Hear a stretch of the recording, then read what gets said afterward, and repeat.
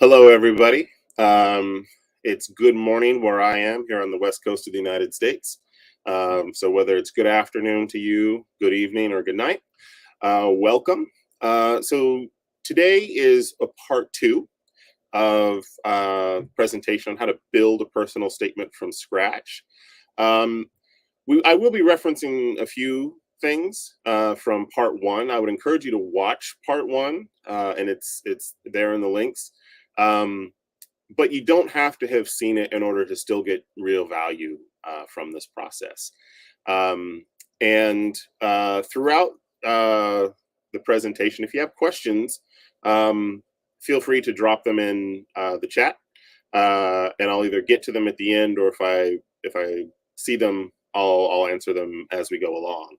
I'm really excited to work with you guys today, and to talk to you about what is oftentimes one of the most nerve-wracking aspects of the application process, which is how to go about building a personal statement. And I can tell you from personal experience, having gone through this for myself, that even if you feel really comfortable as a writer, there are barriers in the way. There's kind of psychological barriers, and so if you can have basic tricks to think about, it'll help. And I mean, one of the things that is true for me, and the company that I run, is that a lot of times friends, family members, friends of friends will come to me, people that I know, and they'll ask me to help them with their personal statement, and I'll always have them go to not me, but one of the other people in the company. And the reason is because I know someone. It's really hard for me to identify like what's amazing and unique about them, whereas oftentimes on first impression you can get a better idea of what it is that makes someone an interesting and compelling candidate. And so that's all to say that this process a lot of times works best if you can find a way to step back from it. And so if you remember, the end of the first session that we did was focused on doing brainstorming, with the idea that you create a very low stakes opportunity to just jot down your ideas. Okay. So the idea is that we're collecting bricks to build a house, right? That's the metaphor that we used. And so now that we have those, we can now move on to thinking about and talking about how we can turn those basic ideas that we have into a single coherent essay. All right. So as I said before in the last presentation, writing a personal statement is hard. And several reasons for this. One, I always say healthy people don't boast about themselves. A personal statement shouldn't be you boasting. It should be presenting your best self, but it's still hard to tell people this is why I'm an interesting and compelling person. Second, it's hard to know what's interesting about yourself. I can tell you so many stories about clients who have done amazing things, and the first draft of their essay does not have those things in it. And so it's only later on when I'll learn that, they had a startup that sold for a lot of money, or that they spent 3 years, building field hospitals in Libya.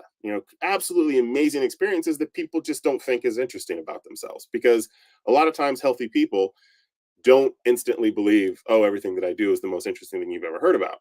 And then lastly, which was what last week's session was focused on, this is oftentimes the only way that an admissions committee can learn about you, and it can feel really high stakes for that reason. And so a lot of stress attends the process of writing, and that can stop people from writing an effective essay. All right. So let's then jump into some solutions. And I'll start with giving some pieces of bad advice, I think. And the reason, and I'll explain why I think some of these things are bad advice. The first one that I often hear people talk about is like, what's your brand? All right. Now, if you have a background in branding, or you kind of understand the psychology of building a brand, et cetera, then this advice can make sense. But a lot of times for people who don't have a background in that world, when people say, what's your brand? It can feel disorienting or distancing from who they actually are. And it's not really a clear piece of advice. And so, Instagram models and athletes always talk about my brand is this or that, but regular people don't. And so this isn't really a very good piece of advice for most people to move them towards understanding what to include and how to build their essay.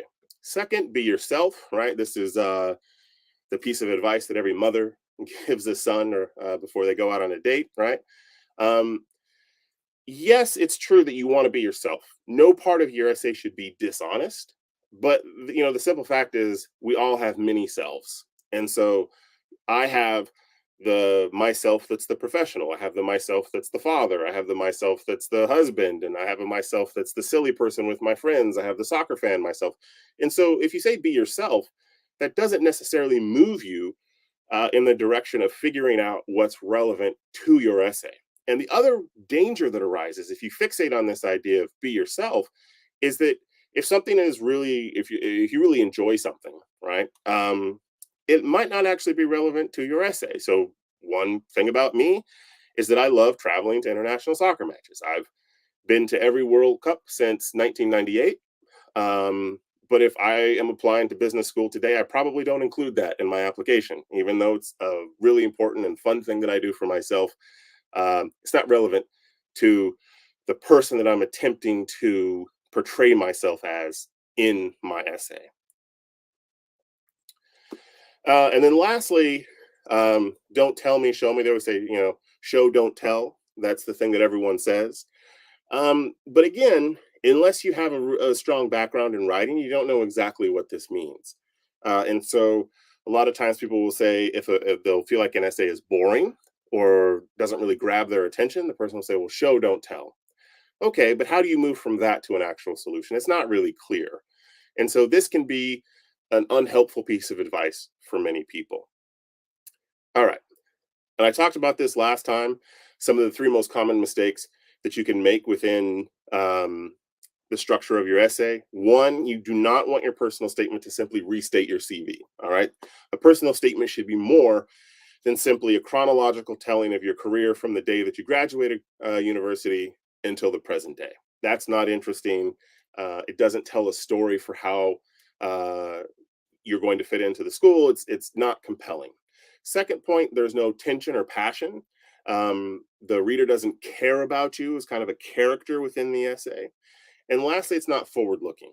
I'll talk more about this last one in a second, but the really important thing to understand here is that good essays project forward. They understand, okay, Jane is applying to Harvard Business School, to Stanford GSB, whatever.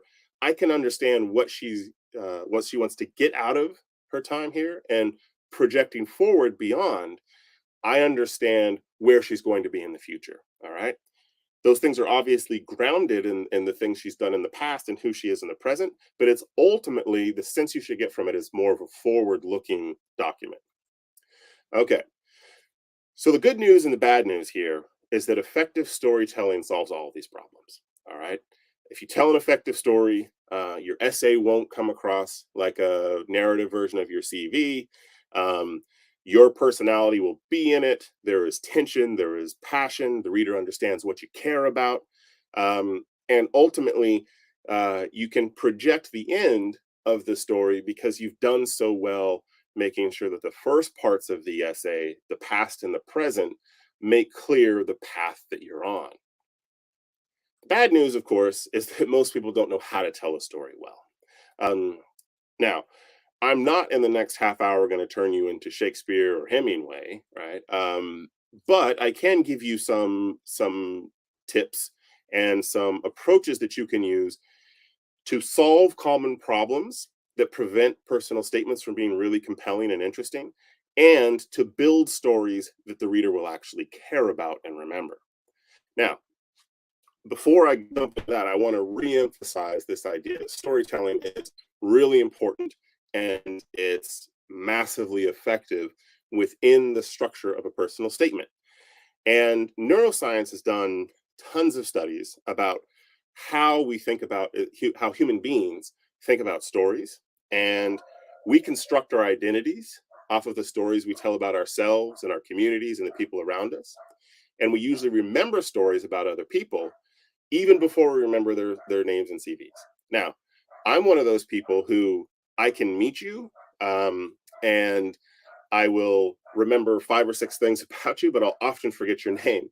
And this is because stories are is sort of like the human face. Our brain is set up to remember stories and to capture them and to categorize them is really important. All right. So just some basic data. We forget semantic memories, that is numbers, dates, names, and facts. We only remember about 13% of that. We really care about episodic memories, what you did, what happened, and places, right? We remember about 93% of those things. And we care about change moments, pivot points, crises, and triumphs. All right. So if you see this data and you're trying to think about how you construct your personal statement, what this tells you is you do not want your personal statement to come across as a series of numbers, dates. I worked on this job that had this budget and it produced a this percent increase in sales, all of that stuff. Because the reader, the next day, they will forget those things. But if you tell a really great story, when they're in the admissions committee room and they're saying, okay, what about Sally? What do you think about her? And people are like, oh, she's the field hospital woman who did X, Y, and Z. That was really cool. Let's talk about her for a second. But it's going to be much harder for someone to say, oh, what about Jake, the guy who created a 17% increase in sales in the third quarter of 2017 based on an idea he had? All right. Those numbers will not land with your audience in a way that moves the needle. Okay. So, what are the core parts of a compelling story? One, you should focus on action. What did you do? Second, include emotional content. Now, I'm not telling you to go crazy over the top with a lot of, tearjerker stories and all of those things, but do feel like you're actually invested in the process and that the reader can sense that you care about that. Okay. Third point, it should all hang together. There needs to be a sense of congruity. All right. And what that means is, well, I'll explain more a lot, but it should feel like I'm talking about, or your essay is talking about one person. Okay. And that it's not a bunch of little snippets that don't all seem like it's the same person doing things. And finally, you should include a villain and a point of potential failure. Now, I'm going to talk about the villain later, but just know right now, I'm not talking about some person that you hate out there. It's more of a conceptual villain or a challenge that you're facing. All right. So let's go through some general insights and get some concrete ideas. And so here are 5 tips that you can use for picking and writing compelling stories. Now, hopefully by now you guys have done the brainstorming exercise from the first class. And so you have some stuff to work with. And so now you have to figure out how you mine that to pull out compelling stories. Tip 1 is begin with the point of tension. All right. Don't be married to chronology. And what I mean by this is that too often people feel like what they need to do is say, okay, I'm going to start this either at, some high school or college, or had inspiration that made me think of this thing. And then I simply move forward. And so that by the end of the essay, I'm at the present day and I'll tell you about what happens next. Okay. That's not the best way to do things always. All right. I should say that differently. It's not always the best way to do things. Sometimes it is. But usually what you should try to fixate on or to build from is to begin with the point of tension instead. So think about a moment that was difficult or compelling. And how do you do that? You introduce the prospect of failure. Okay. So what does this mean? A moment in a story, and this is true with a novel, certainly true with movies, is that if you don't believe the character could fail, you're not excited by it, right? So if you think about the best movies that you like, right? Whether it's an action movie or a rom-com or a period piece, whatever it is, they're compelling because it feels like the main character might not accomplish the thing that they're going to do because the thing that they're up against is so big. All right.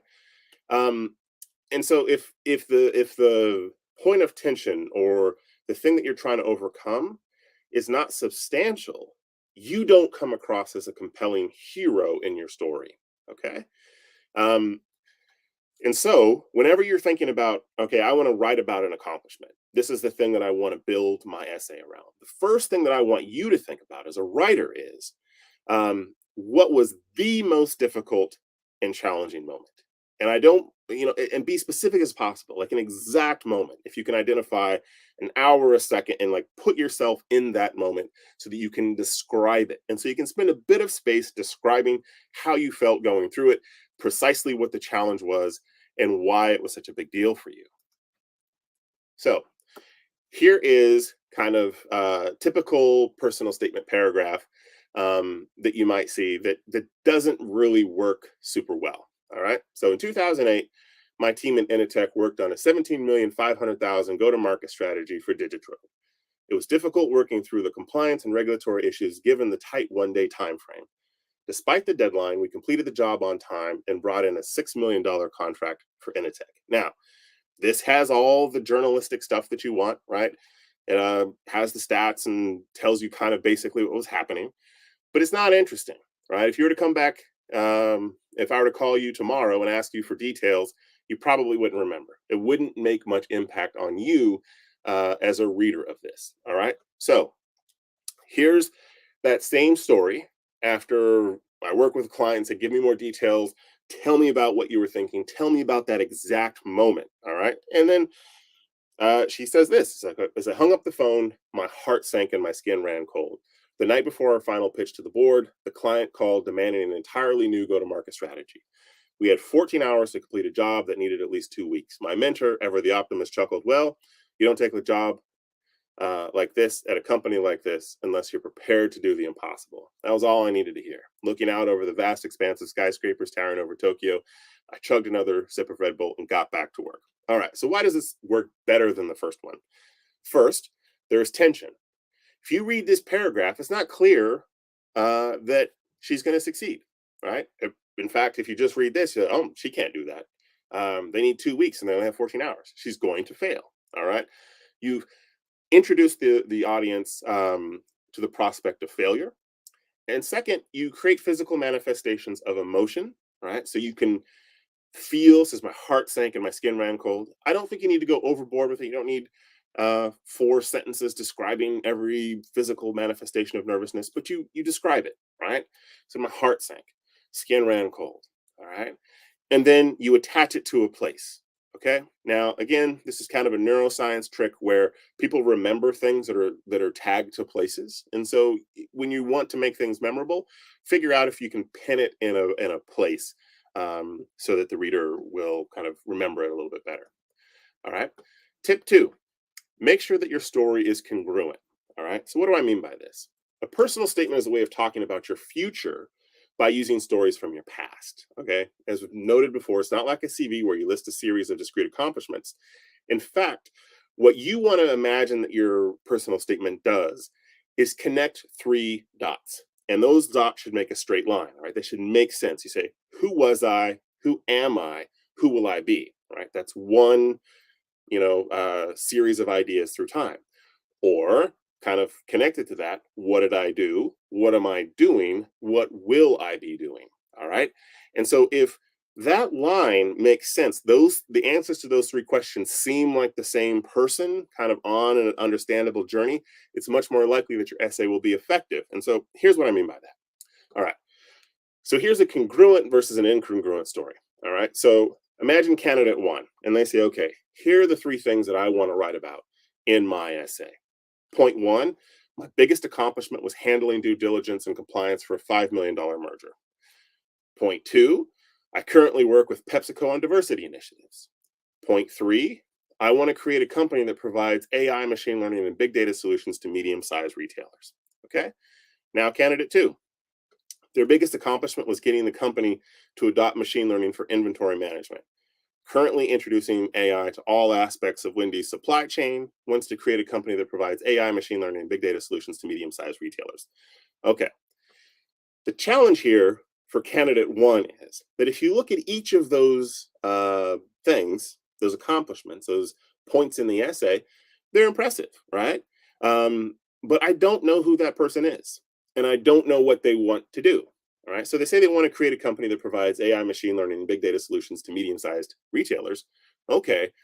What in their past suggests that they can do it? What in their past explains why they want to do it?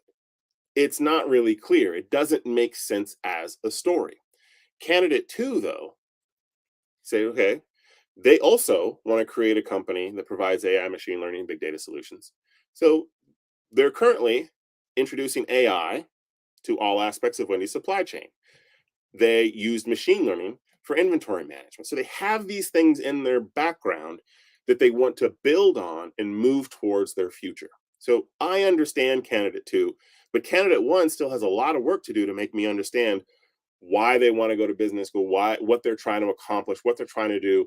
And importantly, they also have some work to do to prove that they can do the things that they want to say. So is AI and machine learning just an idea that popped in their head and so they want to do it? That's not really clear, right? All right. Tip three: an admissions essay is a statement about your future, not your past. Now, as I've noted before, admissions is about projecting who you are and evaluating the dream or plan that you're selling. Okay. As you plan your essay, and also as you plan your big picture admission strategy, start by making clear to yourself your plan, your future, your dream. All right. So if you have to write it down, and you say, okay, in 5 years, and 10 years, and 30 years, right? Um, it's like buying a stock, right? So your essay will sell your future, and the past is only relevant because past performance is a good indicator of future potential. That's how you should think about it. Like, what you were selling is yourself in the future, and you're using your past performance to make clear that this is a candidate that they should buy. All right. Tip four: focus on the hero's two journeys. Now, um, if any of you guys have read Joseph Campbell, you understand what I'm talking about here. In any story, there are two parallel stories that you should tell. All right. And this is true of most novels and movies and most of the kinds of fiction that people consume. All right. So the first thing is kind of the more straightforward thing: what you actually did. You closed a deal, you turned around a company, you built a clothing brand, whatever it is that that accomplishment is, the literal thing that you did, right? This is kind of what's in your CV. All right. Point two is how the journey to this accomplishment changed you. Did it teach you tenacity? Did it make you a leader? Did you prove to yourself that you belonged at the big table? Right? Your essay needs to have both. If it doesn't have point two, then you have basically just given me CV bullet points. Okay. So this is where your process of writing requires some introspection. And you've got to think about who you were at the beginning and who you were at the end of an essay. Tip five: infuse emotional content. Okay. So, how do you go about doing this? Now, again, when I say emotional content, I don't mean like over the top emotional nonsense, right? What I'm saying is provide a sense that the reader knows you, that they sense that they care about the thing that you're trying to accomplish, and that you're passionate about something. All right. So, fewer stories told well. All right. So, if you have one of the most difficult things um, that I often see is that people will say, okay, here's a 700-word essay, right? So that's what the cap is. But people will want to tell 8 stories, right? So here's the 8 things that I want to talk about that I did. Like you don't have space to do that. Okay. You want to tell 2 stories, maybe 3 stories, and tell them well. All right. Fewer stories told well are much better than more stories where you only sort of mention the key facts. Okay. Um, Focus on actions connected to decisions. All right. Think about every moment that you include, like a crossroads. All right. So even if you don't end up writing this in your essay, you should at least think about, if I had done something different, what would have happened. All right. Um, don't just tell the reader what happened without telling them what you did. You should never ever come across as like a passenger in your story. You're the person at the steering wheel. You're the person who tells, who makes a choice and something happens. You identify a problem and you work to solve it. You notice a crisis and you try to help. All right. Now, sometimes you're not going to be successful, and a lot of essays can be about the frustration that comes with attempting to try something big and it doesn't quite work. All right. But still, you are the hero in that, in the sense that you're going through a process in which you are trying to do difficult things. And the reader is always fixated on what you were doing, what you were thinking, and the things that you are choosing. All right. And so remember again the things that will resonate with your reader, the choices that you make, the actions you take, what you're feeling, and having tension and place. All right. And sometimes it will be useful to have numbers, amounts, dates, right? Sometimes. Um, so if you want to say, describe like a successful job that you had in your role as a consultant, you say we increased profits by 300%. That's a good thing to add, right? But try to go easy on the numbers, amounts, and dates. Unless you can kind of justify to yourself why this is important, your default should be that you don't overwhelm the reader with those things. All right. Now, most business school prompts ask you to write some version of the following. What is your biggest accomplishment? Where do you see yourself in 10 years or 5 years or 20 years? What are your short, medium, and long term goals? Tell me about a time that you failed. And what is your most important value? Most will be some version of these 5 questions. And again, these are all prompts that should focus on stories and storytelling, so that you can convey this information in a really powerful and effective way. All right. So thank you for listening. If you have questions that you don't want to ask right now, feel free to shoot me an email at service@gurufy.com. You can contact me or any of our guest editors, or sorry, our great editors, not guest editors, or consultants via our website at gurufy.com. All right. So if people have questions right now, um, I would love to take a few moments to answer any questions that you might have about building a story or writing a personal statement or in any aspect of the process of writing.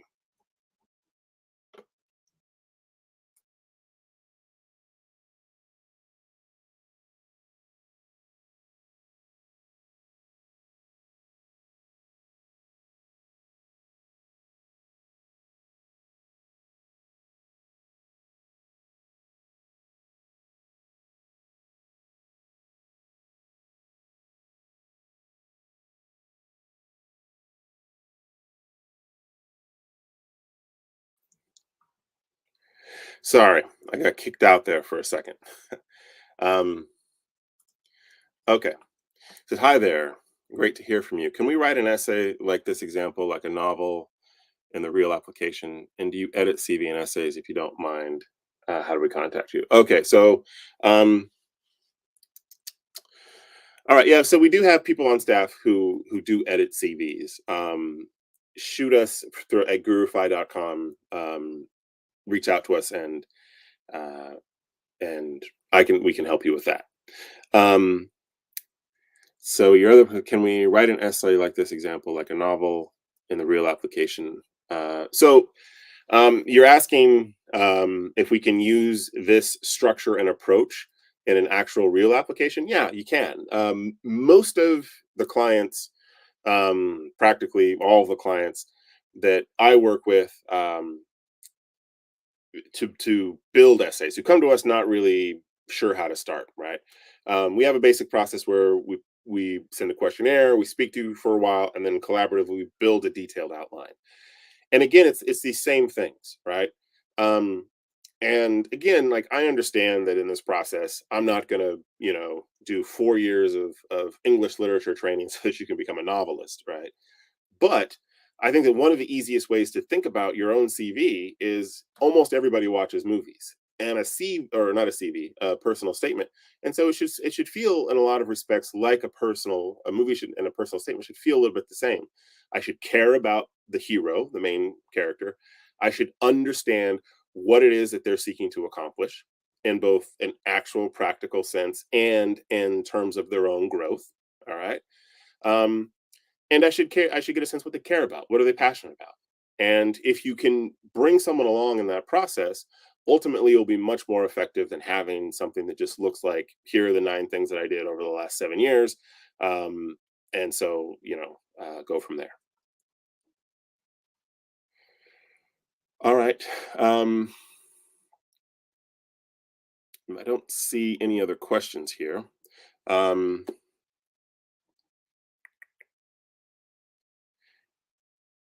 oh yeah, so can I mention something like a failed startup in my essay? Um, yeah. Okay. So this is a great question. The answer is yes. All right. Now, here's where um, you should really think about the process. All right. So here's what I mean by that. So,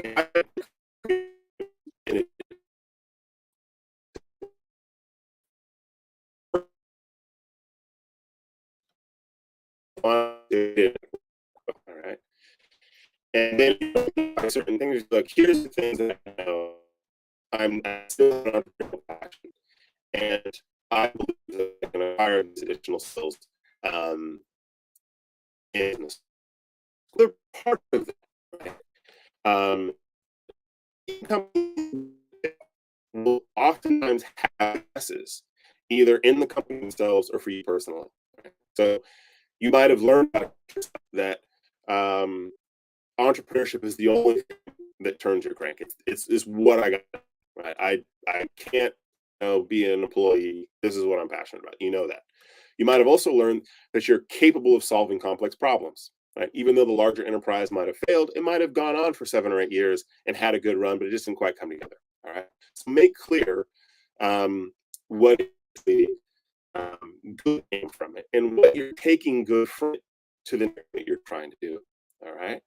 And sometimes it will also be the case that you realize that like maybe there wasn't the market for it, or you lacked a skill that you could gain in business that would allow you to take another crack at something like this.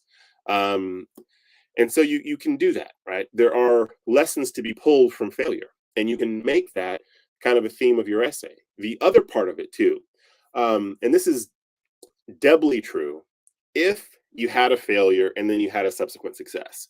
So that's kind of like almost the best kind of essay where you fail, you adapt, you succeed. All right. So if you have some subsequent things after that initial failure where you can demonstrate these positive attributes, in addition to the grit and the resilience and the self confidence to go ahead and try again, then absolutely you can talk about a failed startup. All right.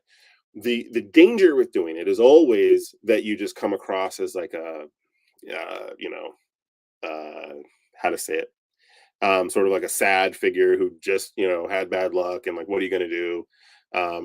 I just keep losing all the time. That's not what you want to do. You still want to approach it from a position of confidence and growth, and assertiveness about how you were using your stumbles to move forward.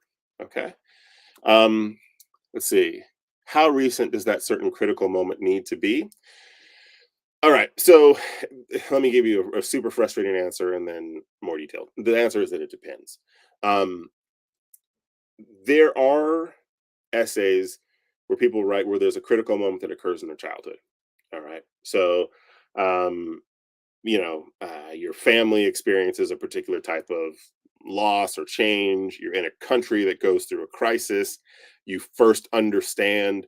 Um, how bad things are early on in life, and so that plants the seed for you to want to do something. So for example, um, I worked with someone last year who was from uh, a Central African country, and there was like a motorcycle ride sharing app, but there were a lot of people who were dying because of it, and accidents. And so he had someone who was affected by this. And so he was interested in finding ways to make ride sharing safer. Right. And he had a solution, and he talked about that. But the impetus, the critical moment sort of happens early on, right? When he's a teenager. And then it shapes the actions that he takes subsequently. You can do that as long as it makes sense narratively and it comes across as authentic. Usually, these types of moments happen a little later in your life, right? And when you're out in the professional world, but they can happen kind of any time. Um, the thing to beware of, though, is that if you have something that starts early in your life, what you want to do is explain that thing, but then kind of move pretty quickly to closer to the present day, because you're not going to earn admission into a business school, based on your accomplishments and what you did in high school, right? You need to bring it forward so that you say, yes, this is the seed that was planted that made me want to do this, but here are the things that I've done more recently that demonstrate this passion. Um, so that it's clear that you are ready to take this next challenge. Um, Said I have 2 years gap after my graduation. I don't have any experience in job. Should I mention that info in the application? If mentioned, what will be the consequences? Well, okay. So let me just say something about negative things generally. All right. If there is something negative within your application that the admissions committee is going to see, all right, and a gap year isn't necessarily negative, right?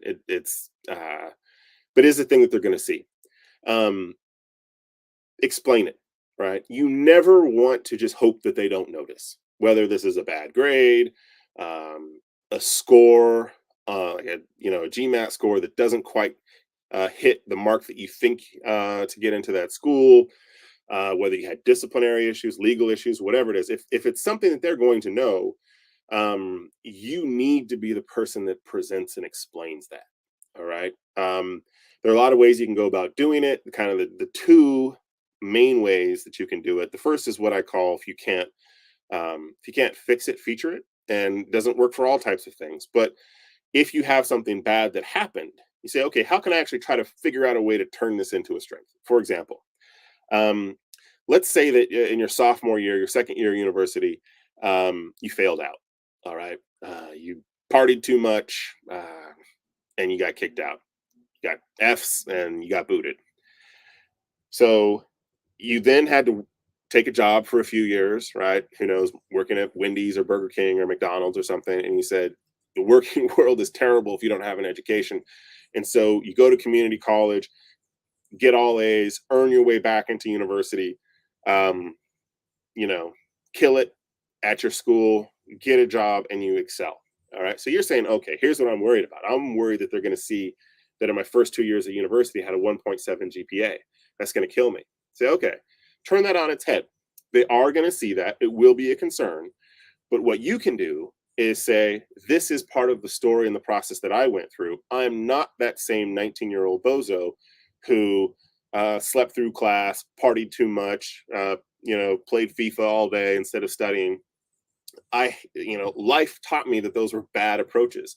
And I've subsequently shown that I'm a better person. And you can make that a central pillar of your essay. And it can be part of the story of growth that you tell about yourself. Okay.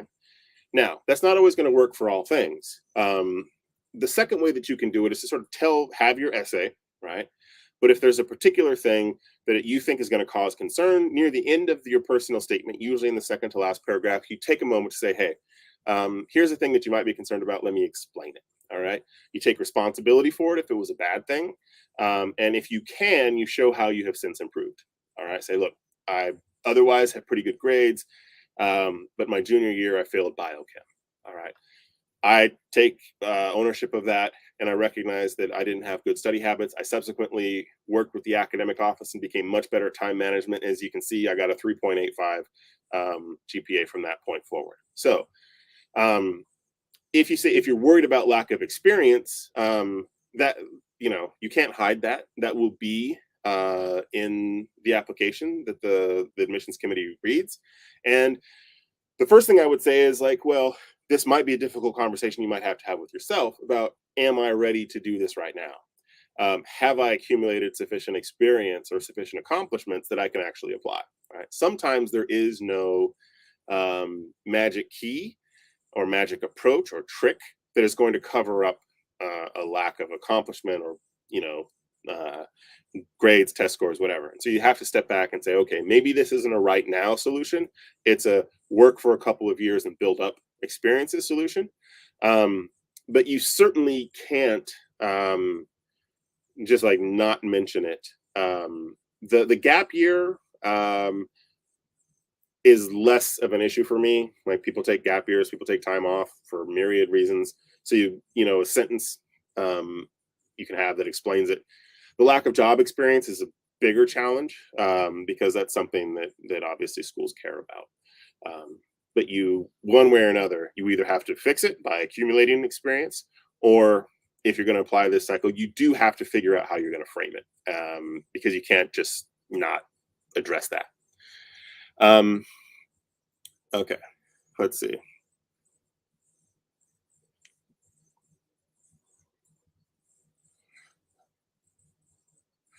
So said, okay, Ravi says with 17 years of work, and if we have lost our jobs right now, um, how do you explain that best?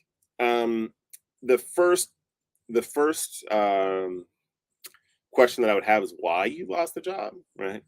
Um, I have worked with people. I mean, the last year in particular, who have either been made redundant or like basically been reduced to part-time work because of kind of COVID and everything that's happened. Um, if you lost your job because the company just like it failed or whatever, kind of things that were beyond your control, that's one thing. Um, if you lost your job because you failed in some way, then that kind of falls back into the same category as talked about last time, right? So if you made some terrible mistake in your job or there was some issue, then that's something that you'll need to explain and you'll need to frame and categorize. And probably, honestly, it's something that you'll want to have some additional experiences after in order to show that like this is not a problem going forward.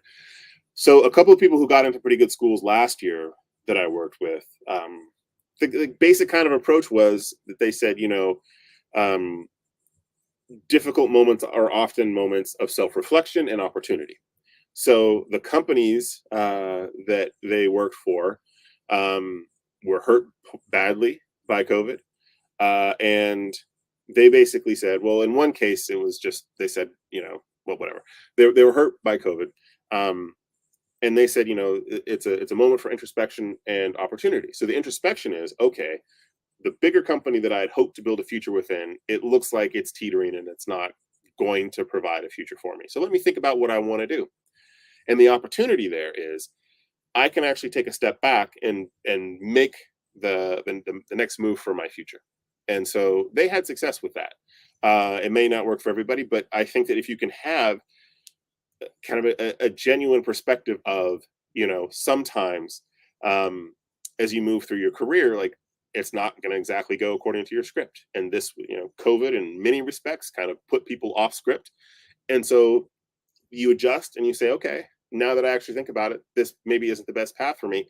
The things that I started out wanting to do, I'm not really doing them right now. So let me readjust, and business school provide a means for me to actually do these really cool things that I'd always hoped to do, but always talked about being tomorrow, tomorrow, tomorrow. Now I'm going to do them now. But again, Ravi, the first question you need to answer is the why question, and then move from there to figure out how you can frame it in a way that still is positive. And the other part is if you have 17 years of work experience, that's the part that you lean on. And especially if it was, a career full of kind of accomplishment and upward movement, and you demonstrated, all sorts of positive skills. Um, all right. Uh, how do I show personal experiences in my life? So this is Tiki Otaka. How do I show my personal experiences in my life and make them sound like accomplishments, um, even though they're strictly non-academic? How much importance is given to how you write your SOP versus what? All right. The last one is really easy. Look, let me just say this. Um, there is no one formula that if you do this, you will be admitted. All right. There's enough subjectivity. Um, these are human beings who are making choices, and so some things will work. And I can tell you that many people will have suboptimal grades or suboptimal test scores or suboptimal essays, but they'll still earn admission. All right. That doesn't mean that you want to emulate, your friend Johnny, who had great test scores and grades and good recommendations and all that, and he writes a crummy or average-ish personal statement, and he still got into Stanford GSB. Well, that doesn't mean you also want to write a crummy personal statement. Everything you do should be about trying to increase your odds. All right. Um, to the last question, how much importance is given to how you write your statement of purpose versus what? A lot. Okay. That being said, from time to time, I will turn away clients and say, you're not really ready yet. There's not enough meat on this bone. Not even Shakespeare could turn this into an application to get you into Wharton. You do have to have some bit of um, self-honesty about that. All right.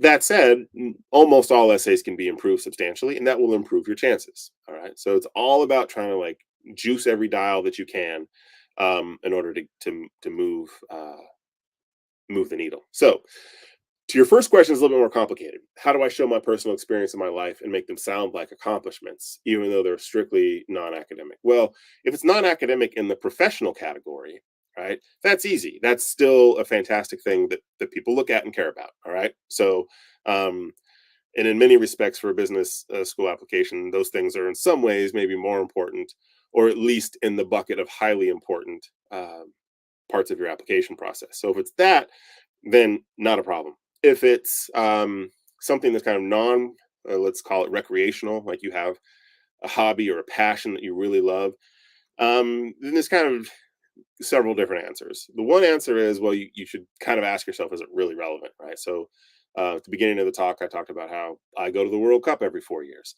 Um, okay, like I'm passionate about soccer. Well, does that help me in some way? Unless my essay is about how I want to figure out a better business model for um, European football or something, then it's not really relevant, right? Um, some people do use it as kind of a like a structural metaphor, so they'll talk about their accomplishments in terms of using soccer metaphor or whatever their passion is, photography, whatever. Be careful with that, because when you start doing that and really leaning on metaphors or that type of approach, it has to be written really well, because if it's not, it'll come across as a gimmick, and it'll seem sort of like a personal statement that a high schooler writes for college, and not something that like an accomplished professional writes. Um, and then like the third thing I would think from it. So years ago, I did help someone who was you know uh, a high level men's college football player. And he did talk a lot about that, right? In his essay, and it was compelling. And it was about the things that this kind of non professional, non academic thing taught him, right? So he was captain of a Big Ten football team. He, you know, learned physical discipline, mental discipline, toughness, teamwork, collaboration, attention to detail, etc. But importantly, it wasn't just about him playing football. It was, okay, I did this, and then when I got to Goldman Sachs, like these things that other people had to learn along the way, like I was used to 4:45 wake up calls to go work out. So long days didn't bother me. Discipline, focus, teamwork, high standards, all of those things. So here, college football, which wasn't really in a strict sense relevant to the career he's trying to build. Um, it is relevant in terms of explaining his personal capacity and his success. And so he used that as sort of a foundation to talk about these things. Um, so if it's something different, like you really love photography, or you're a painter or something, then it requires a little bit more thoughtful approach in terms of how you're going to do it. I'm not saying you can't do it, because I've seen people do it well, but it does require a little bit more work. And the thing that you really need to be careful of is to figure out um, if it's a gimmick or an actual kind of structural approach that works well in explaining what it is that you're passionate about. Um, all right, let's look here. All right. Srilika Reddy says, "Hi there. What do you do if you don't have a compelling story to write about in our essays?" Um, well, um, here's the first thing I would say. Uh, Most people actually do. They just don't know it. All right. And sometimes that will require you to work with someone who will talk to you about what you've done, what you care about, what you're passionate about. And those things will come forward. Because as I noted before, a lot of times people do really cool and interesting things, but they don't even recognize them as cool and interesting, because a healthy mindset is often to think, well, I'm a normal person, so this really amazing thing that I did is actually not that amazing. Um, if that's not the case, right? If you don't have a story to tell, then you probably need to create a story for yourself. Again, I don't want to come across that like, don't even try, right? But it's often the case that people are not quite ready to apply to graduate school or to business school. Um, and then the question to ask yourself, if you look and say, I didn't really do anything impressive, I don't have any work experience. I was a middling student. I've never faced any challenges. Okay, then kind of the question is not really about your personal statement. It's about what you're going to do in your life to get those things. How you can find a challenge, how you can take on something that you're passionate about, how you can build for those things. And again, I would bet, right, having worked with lots of people who tell me I'm super boring, nothing interesting about me, and I actually talk to them for a while, I will find things in their life that are interesting and compelling and can create a personal statement.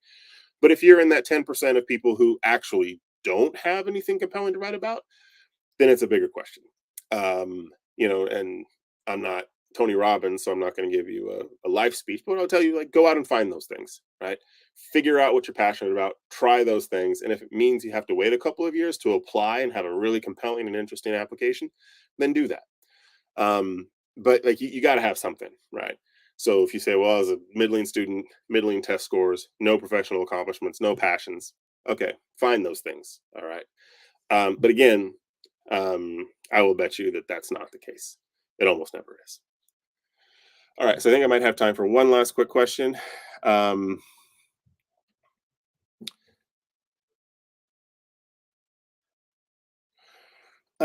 so Ravi asks, what I also want to know is personal tragedy as story or separation, etc., or dips in life that affected you in some way, and you had to overcome a good option to explain, or should just be avoided at all costs? It depends. Um, you know, um, I don't want you to start this process with the idea that you're going to have an essay that just focuses on all the bad things that happened to you. All right. Um, and also think about how and whether any personal difficulties or tragedies that you encountered are actually related to the thing that you're doing now or what you hope to happen. Okay. And if they are, then you can feature those things in your essay more centrally. All right. And so I'm repeating myself a bit from a previous answer. If they're not, um, then, so if, for example, you had a death in the family, and it caused you to have one semester where you didn't do very well. All right. Um, then that's explained in a paragraph near the end of your essay where you say, look, if except for this one semester, I had a 3.8 GPA. This semester I had a 2.2 because my mother passed away. All right. Um, I have since become better at dealing with difficulty and tragedy, but this was a profoundly hard time for me, and it does not reflect my overall abilities. All right, that type of thing makes sense. It explains something that kind of pops out of the application. Um, but again, what you don't, if you can, um, try to create a sense of like optimism and possibility and like I can do this, I did these things, and so that's what ends up coming across to the reader, right? um, that you are someone who's capable, you have taken on challenges and surmounted them, you are currently doing something that sets you up well for the things that you want to accomplish, and that you're excited about your life. All right. The essay should not have the sense of like, well, people keep kicking me and I keep struggling, struggling, struggling, and hopefully I'll catch a good break someday. That's not what you want. Um, and so, if you can figure out like, what did I learn from hard times? How did I apply those lessons to future challenges? How did I grow? How did I improve? How did I build? All of those things are questions that you should, if you have difficult moments, um, you can use those. And incidentally, since there's a lot of questions about this, I'm pretty sure that I did an essay or a video some months back in October or November, specifically about like how you handle tough things. All right. Kind of blemishes in your application. So I'd encourage you to find that on GMAT Club's YouTube page. And if you can't find it, shoot me an email, service@gurufy.com, and I'll send you the link. Okay. Um, all right. I think that I got about 2 minutes, so I don't really have time to give a proper answer to any more questions. If you have any questions, um, let me know. I can say pretty quickly, Nicholas, is it bad to talk about achievements whilst at school or university? No, those are relevant. Um, it's if you did important things, at university, then speak about those. Um, all right. But thank you for showing up. If you haven't watched the first video, I'd encourage you to do that. It's really helpful in terms of starting to build out stories that can be useful to you. Um, in terms of just having content, and then from there go through these tips that we talked about here so that you can build a compelling essay that captures the reader's attention and puts your best foot forward as an applicant in a memorable story-based way that the reader will remember and care about. All right, again, if you have any questions, shoot me an email at gurufi. And it was a pleasure talking to you guys today.